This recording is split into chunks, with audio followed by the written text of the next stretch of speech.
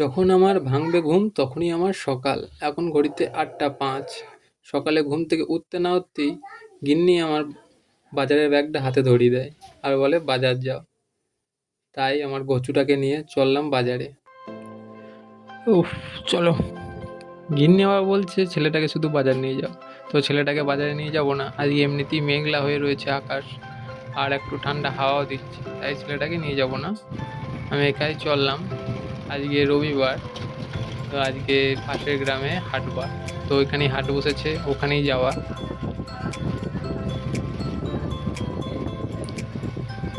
আজ সকাল থেকে একটা ভাড়ার কল আসেনি। তো চলো, আজ সারাদিন ফ্রিই থাকবো, বাড়িতেই থাকবো।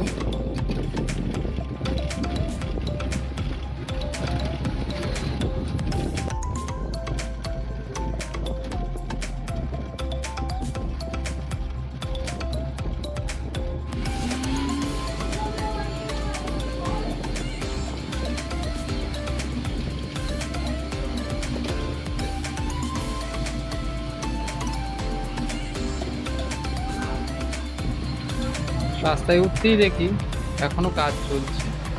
চলো রাস্তাটা একটু সাইড করে।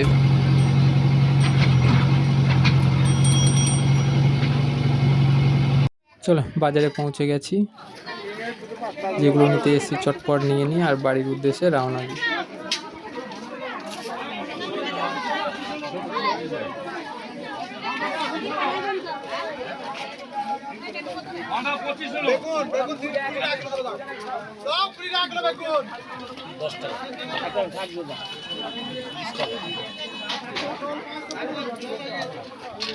বাড়ি ঢুকতেই ছেলের রিয়াকশনটা দেখো, নিয়ে যায়নি বলে। চলো, বাজার লিট চলে এসেছি। এবারই শুরু হবে আসল কাহিনী। বাড়ি ঢুকতেই মায়ের রিয়াকশন চালু। নিজে পটল খাই না, তাহলে আমি কেন পটলটা নেবো?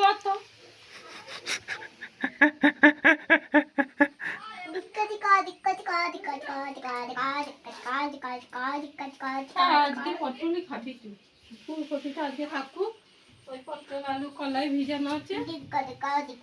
কালকে পটল খেয়েছে, আজকে পটল শোনে না কান করে। বকা করিস না। এটা 100 আদা হবে।